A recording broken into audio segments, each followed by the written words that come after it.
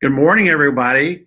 We are so happy that you're here with us today. My name is John Long, and I'm a specialist with the Department of Educational Technology. And we're so excited to bring you these virtual learning experiences. Are you excited? Let's hear it in the chat. Let's see how excited you are to do this. Today, we have a wonderful opportunity to be at the Norton Museum of Art. And we're going to share with you some really cool things today. And we've got a little surprise for you at the end. So I hope you're really ready. All right. So if the session is being recorded, and if you missed it, or if you want to share it with your colleagues or other students, you can always go back and view it at this very same link. We'd like for you to subscribe and like our channel below. You can always subscribe and like this video and stuff like that. We're really trying to get to 5,000 viewers, but if you help us, we can subscribe and get to that 5,000 view, and we really appreciate it. Teachers, if you would like to ask questions for your students, unfortunately, students can't ask questions now in our YouTube channel, but over here is our chat. We've got some moderators, and if we can't get to your questions at the beginning, we're going to get to them at the end. If you'd like to follow us on Twitter, there is our Twitter handle and our hashtag. And we've got some really cool things. So I'm going to really kick it over to the Norton. And we've got our wonderful friends that are going to be with us this morning at 9:30 and at 10:30. And we've got Veronica Hatch and Meredith Gregory from the Norton. And they're actually in the gallery right now. And so Veronica and Meredith, I'm going to let you just take it away. Thank you so much, Mr. Long. We appreciate it. Hi, everyone. It's so good to see all the comments in the chat. I see so many familiar schools, and we're really excited that you're here. Happy last week of school. You did it. You're almost there. And I am a teacher here at the Norton Museum. Hola a todos, bienvenidos. Estamos súper contentos de estar en vivo desde la Galería con Meredith. Mi nombre es Veronica Hatch y yo soy una educadora aquí también en el museo. Y Meredith mencionó que hay muchas escuelas participantes que conocemos. Gracias a todos por estar aquí y vamos a comenzar la lección con Meredith. Adelante. Gracias, Veronica. We are so excited to have you. We are live in the Norton Museum of Art today. It's actually a very cool day to be at the Norton because they are installing art, which means that they are hanging art on the wall right behind me. So you might see people moving back and forth with big pieces of art and paint as they try to put works of art in the museum. Hoy es un día muy especial en el Norton, están pasando muchas cosas detrás de las escenas. Van a ver durante esta sesión tal vez gente moviéndose y están instalando arte atrás de la parte del museo. Así que si ven esa interrupción es parte del programa hoy día. So, today we are going to focus on contemporary art and how contemporary artists tell stories. Contemporary art means art that was made after 1965, so art that is made today. So many of the artists in this gallery are still alive. In fact, we have artists that live in South Florida, really close to you. So we have artists all over the country and the world represented in this exhibition, in this gallery. And one thing that's really great is that these artists love experimenting with materials. So we're going to focus on this work of art behind me. Whoop, where's my thumb? There we go. We're going to focus on this work of art here. But I also wanted to show you some other works of art that you can see when you come to our museum. This is a sculpture by artist Phillida Barlow. And she uses a lot of different materials like cardboard and concrete. And she had to figure out how to hang her sculpture. And we're going to think a lot about sculpture today. Sculpture is a three-dimensional object, which means it's an object that you can walk all the way around, right? It's different than a 2D object, which is a work of art hanging on a wall. Estamos en la Galería con Meredith. Estaba ella conversando acerca del tipo de galería en la que estamos. El Museo de Arte de Norton tiene muchos tipos de arte, incluyendo arte contemporáneo. Y lo que significa arte contemporáneo es arte que es nuevo, moderno y que fue hecho por los artistas después de 1965. Las nuevas visiones de estos artistas nos permiten una ventana a una nueva, a cosas que están pasando en el momento. Y en este caso, como en la galería donde está Meredith, estamos viendo a esculturas. Esculturas son no arte que es plano, ¿verdad?, en una pared, sino que nos permite verlo en 3D alrededor. Hay dos esculturas que ustedes están viendo en la galería. Una que es de una artista llamada Philida Barlow, que es una artista contemporánea, donde está experimentando con muchos materiales. Usualmente los artistas contemporáneos hacen eso. Está colgando, parece como pedazos de cartón y parece muy light, ¿verdad? Muy liviana, pero es algo muy pesado. Pero el día de hoy nos vamos a enfocar en esta escultura que está al lado de Meredith, que es del artista Nick Cave. Comencemos, Meredith. Thank you. So as Veronica said, we have a lot of different types of art in this museum. We'll tell you at the end of this visit how you can visit the museum and what we have to offer this summer.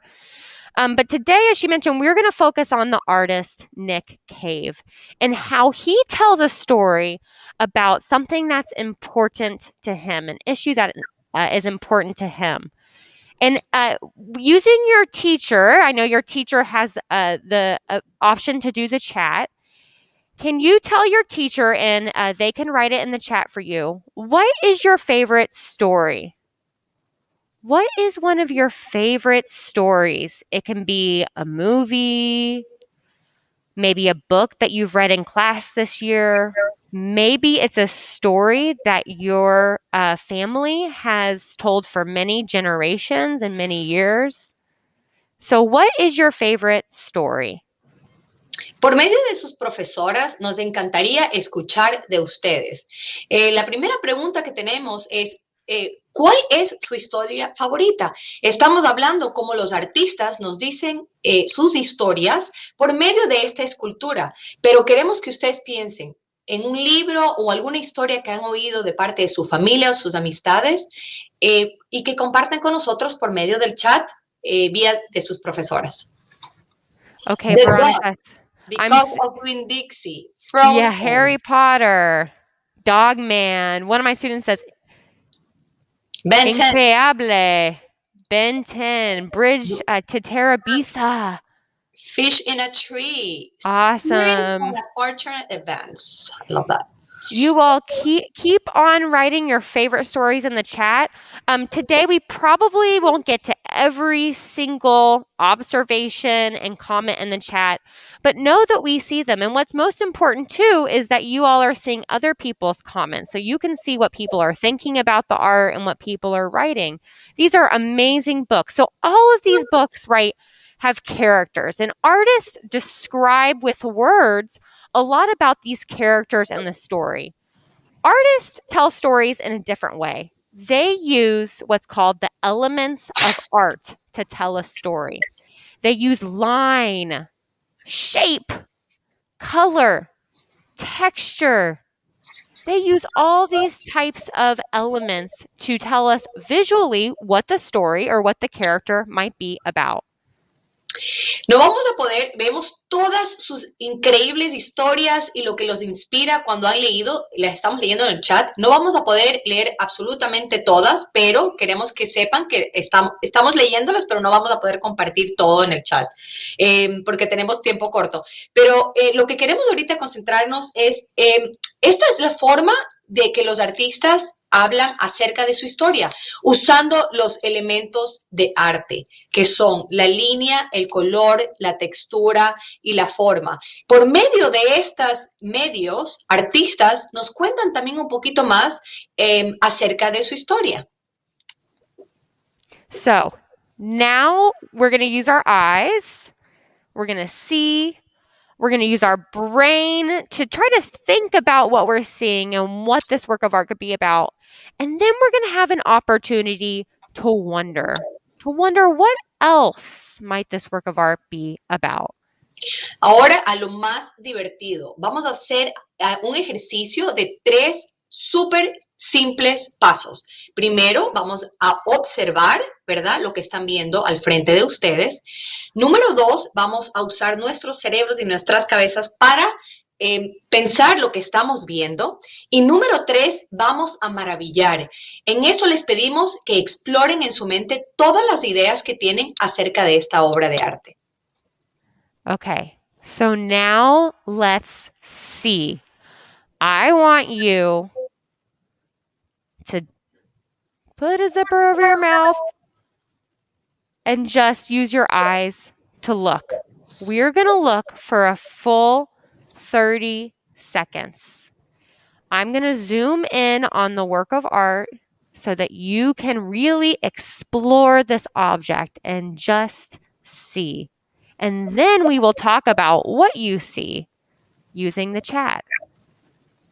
El primer paso, como les hablamos antes, es solamente ver. Vamos a usar los ojos y la forma que podemos ver para observar por los siguientes 20 segundos, sin hacer nada más.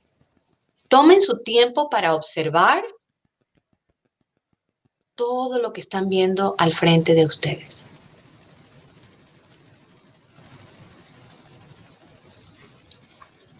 Okay, so right now we're just seeing. We're using our eyes to observe. Sienten cómo sus ojos se mueven alrededor y tal vez piensan que lo han visto todo, pero sigan observando.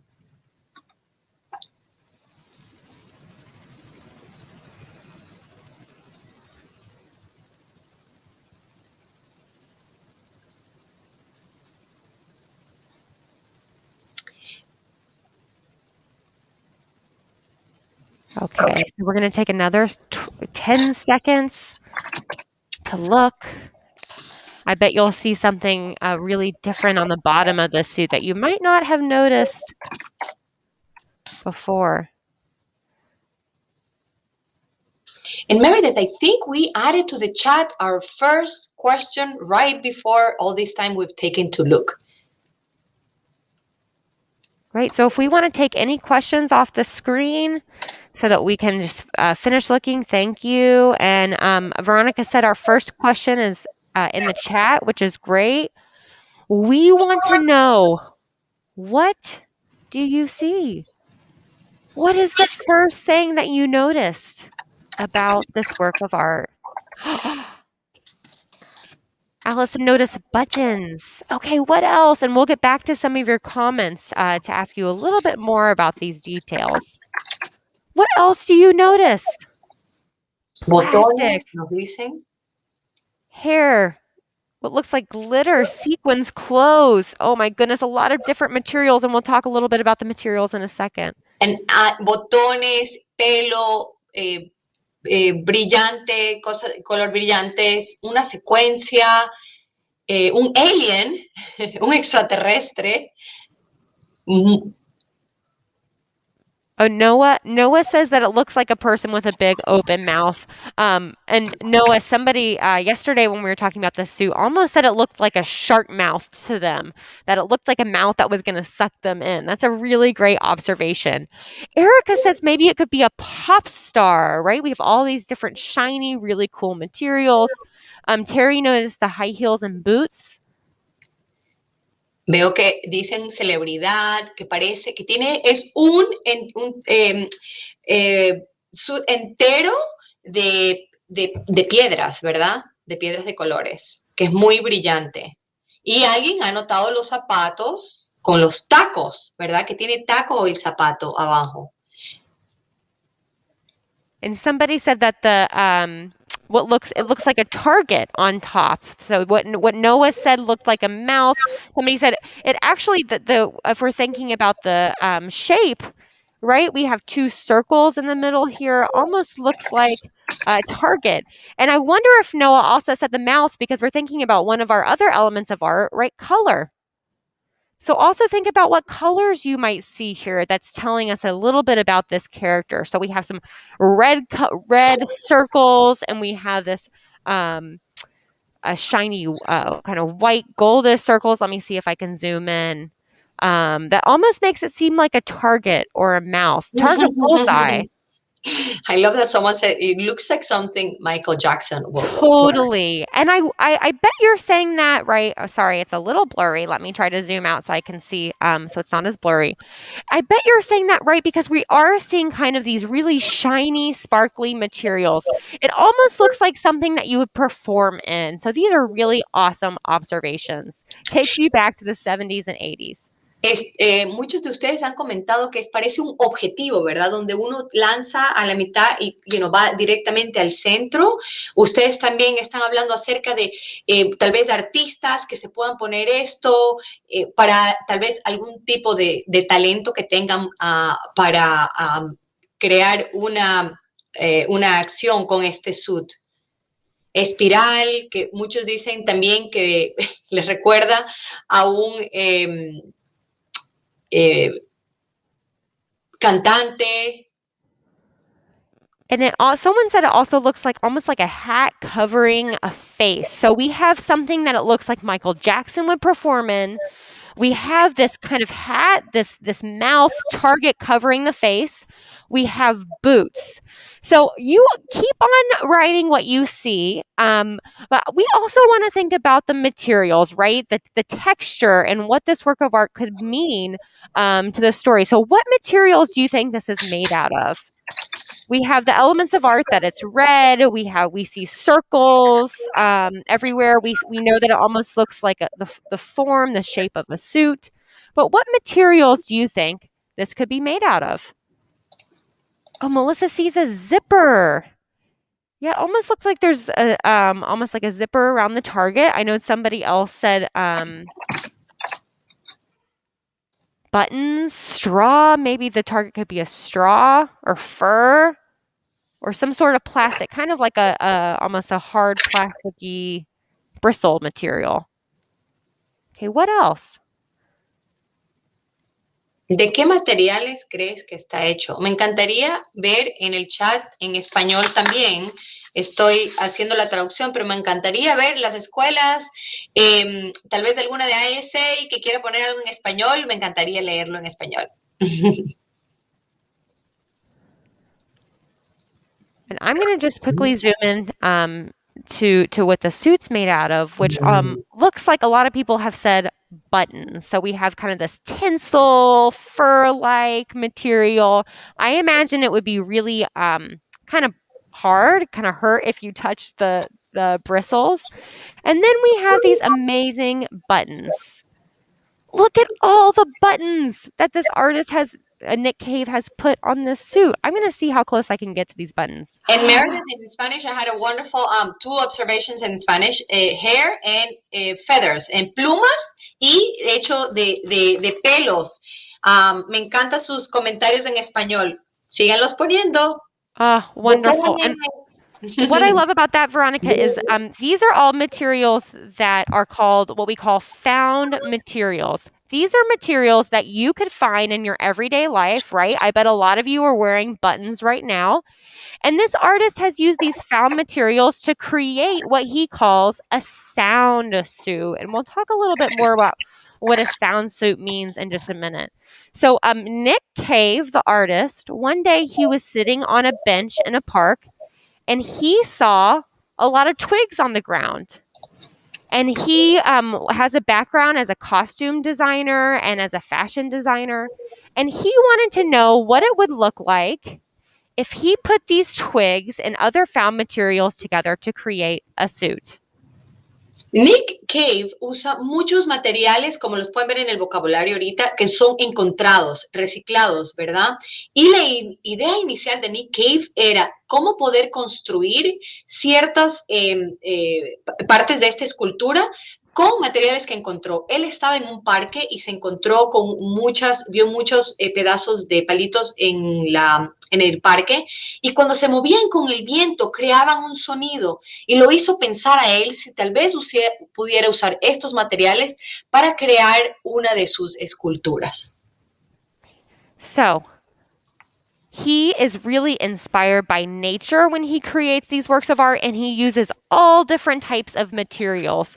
And we'll show you a video in just a moment with some of these different materials that he uses. First, we want to ask you, though, why do you think he calls it a sound suit? Why would he call his works of art, these characters that he's creating, why does he call it a sound suit? Pensando en lo que estamos hablando acerca de cómo este artista crea estos trajes, ¿verdad?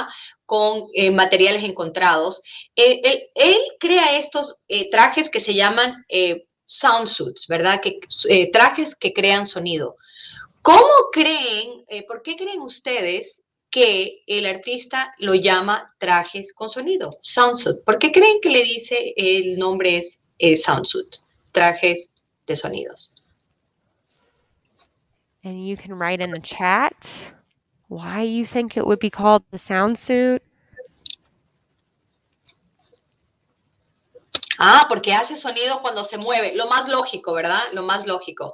Because it makes sound when it moves, Meredith. Absolutely. Yeah, and I also, someone said that the head looks like a big speaker, and maybe it makes a lot of noise when you move. Yeah, so he has these sound suits that he puts on.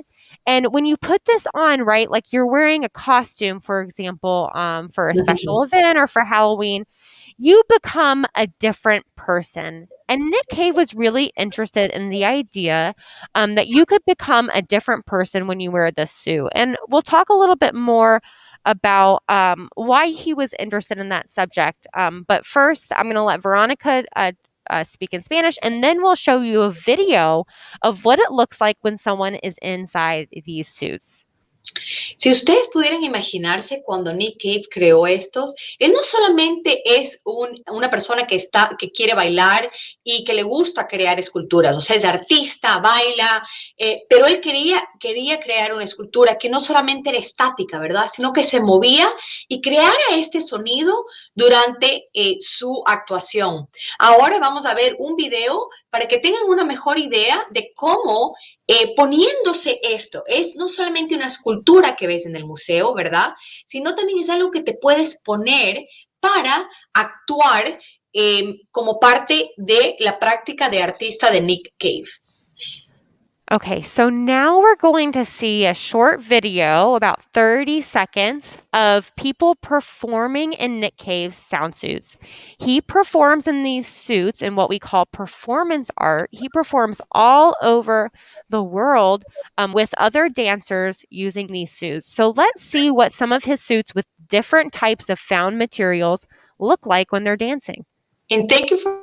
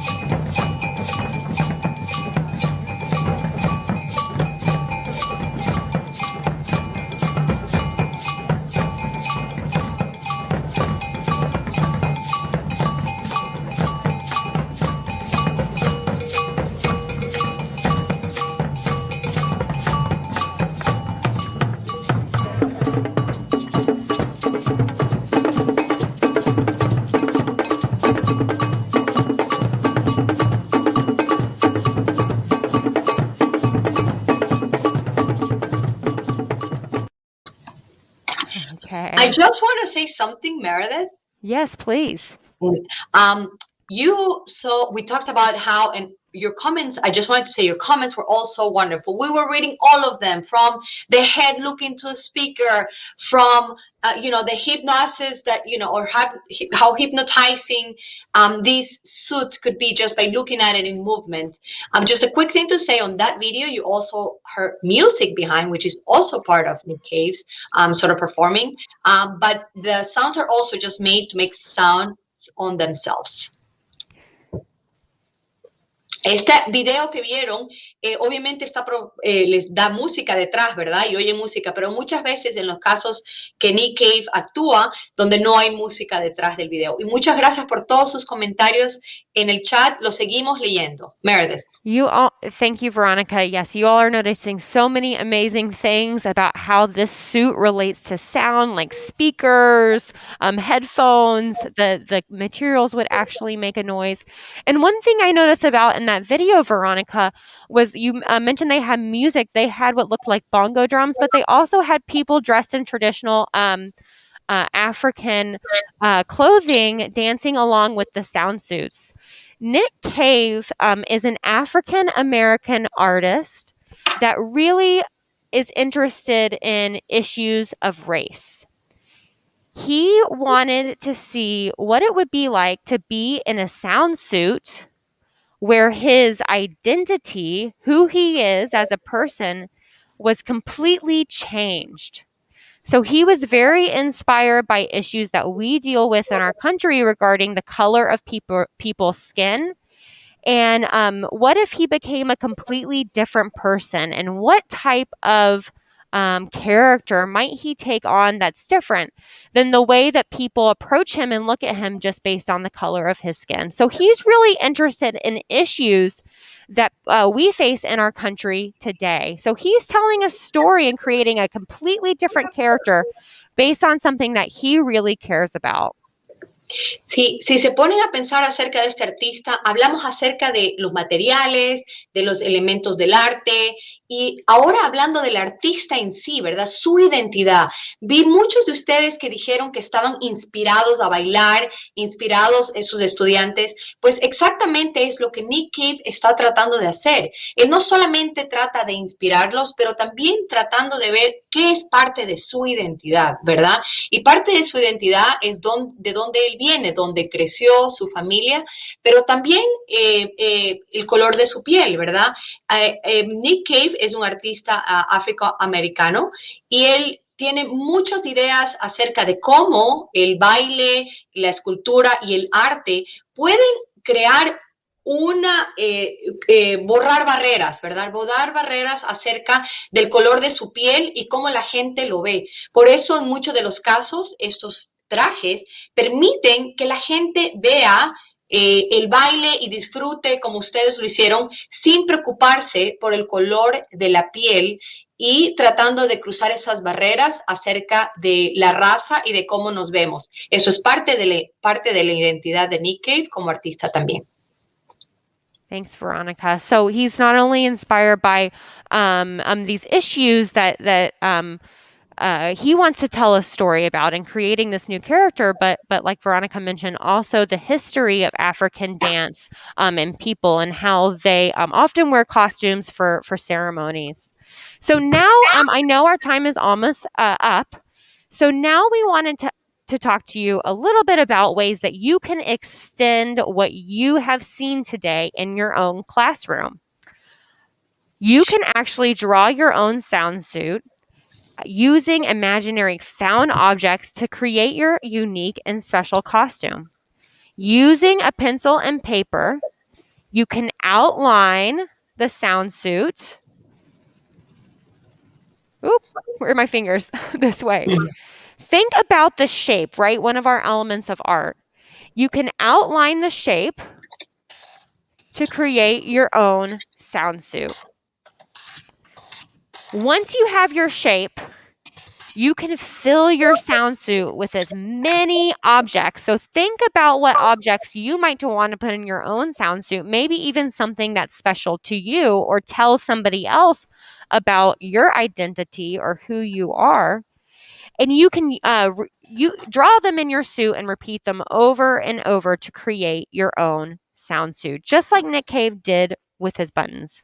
So I'm wondering what materials you would use, and think about when you're walking in nature, what's something that's special that you see, or when you're at home, maybe an object that's special to you, or maybe something at school that you want to add into your sound suit. And think about not only the found materials that you can put in your suit, but also think about what type of story you're telling and the type of character that you're creating using these visual elements of art like line, shape, color, and texture. Aquí tenemos un ejemplo, ya estamos por terminar la lección, un ejemplo rápido de cómo pueden extender esto en la clase y crear sus propios trajes de sonido, creando una línea con un papel y un lápiz, hacer un borde y pueden llenarlo con muchos objetos, no solamente que pueden encontrar en casa, pero piensen también en objetos que pueden crear sonidos o cosas que son importantes, también parte de su identidad. Esa es una actividad para hacer en la clase. So we hope that you can find this image online of the at norton.org of the Nick Cave sound suit if you are interested in doing this a little after this lesson, but you would still like to use the shape as inspiration. And Mr. Long from the Ed Tech team is going to show you how you can share that sound suit with the whole school community. Before we John, I don't know if you want to talk first. We do have a little information to give about the Norton and how people can engage with the Norton this summer. Do you want to talk first, and then we'll end it with some information about the Norton? And, I'll show where they can share their work. Great. And I'll do our wrap-up slides, and then what we'll do is we'll come back to you guys for the last word, and you can talk about your summer program there. How about that? Awesome. All right, so, okay, this is time for you to get creative. And so what we want to do is you can either do the sound suit, but you can write, draw, make a video, make a song, whatever you want about a sound suit story with the sound suit as your character. This is where you get to be really creative and come up with just writing a little thing. You can write on a piece of paper, you can write on your Chromebook, anything you want to do, and you can share it with us that we can share, upload to our Google Drive. We've got a Google Drive folder that's only for Palm Beach County, unfortunately. You can use Flipgrid if you want to. That URL right there, which we put in the chat, you can click on. It'll take you straight to that Google Drive folder. Teachers put a folder with your school name and your name and put your students' work in and just drag it in there and share it with us. That QR code is also there. If you missed this, you can always come back to this video and preview it and screenshot it or whatever you want to do. If you have questions, just email me. We would love to see what your students create with, because we figure this is a great time to be creative and think about things. They can make their own little video. They can share it with us. We would love to see what they're going to do in the last few days. So we'll bring that back up in a few more minutes, but let's talk about some last things. We'll come back to that slide, Dana. Thank you. We have a few announcements that we want to talk about. We have a back to school tech talk teachers that's going to focus on digital citizenship. It's July 29th from 9 to 11:30. We've got some special guests, some surprises, some swag. We want to talk about next year and how to get yourself ready for back to school, focusing on digital citizenship. And so we wanted just to kind of get that word out there. We know you don't want to think about back to school yet, but just to kind of hint at what's to come and mark your calendars. That's all we want you to do. We want you to enjoy your summer. And then next, we want to talk about our technology conference, which is going to be October 15th. It's going to be totally virtual this year, and it's called Fast Forward, a Decade of Change in a Year. And we've gone through a lot of change in over a year. And so we want to focus on the learning aspect of that. So save the date for both the Tech Talk and the District Technology Conference. Okay, and from all of us at EdTech, we want to thank you for being here. We're going to turn this back over to Veronica. We want to thank our teammates and Meredith. And let's bring back up the slide that talks about the summer programs. And Meredith, Veronica, just give us your last words. Thank you so much, Mr. Long. And gosh, what a title! A year, a decade of change in a year. Isn't that true? You all have accomplished so much. And thanks to everybody for letting us be here today. Let's talk about summer. We are so excited to finally be on summer break and celebrate. And the Norton has a lot that we can offer. We are free every single Saturday this summer for you and your entire family. So I hope that you come visit us. We have a ton of different programs that you can learn about at www.norton.org. And when you come to the Norton, you can on Instagram or on Twitter use hashtag Norton Summer to tell us about your experience. We're going to have outdoor movies, concerts, art making outside, including kite making. Veronica's working on something. I think we're going to have a chess competition outdoors. So a lot of different fun things that you can do. And it kicks off with a family celebration this Saturday, celebrating Juneteenth celebration in June. So please join us this Saturday for a Juneteenth celebration with your family. There's going to be a lot of fun things to do, and that's from 10 to 2 p.m. Teachers, don't forget next year, school tours, virtual and in person, are always free. We also have free busing. So please, norton.org/schools. Please learn more, and you can always email Veronica and I at schools@norton.org. Nos vemos este verano en el Norton. Muchas gracias por su participación. Para más información acerca de cómo el Norton está creando experiencias, festivales con música, películas y más, entren a www.norton.org. La información va a estar puesta en el chat acerca de cómo entrar al Norton para compartir el verano con nosotros. Muchas gracias por su participación hoy, nos encantaron sus comentarios y gracias al departamento de EdTech. And thank you all for being here. Have a great day. Chao. Bye.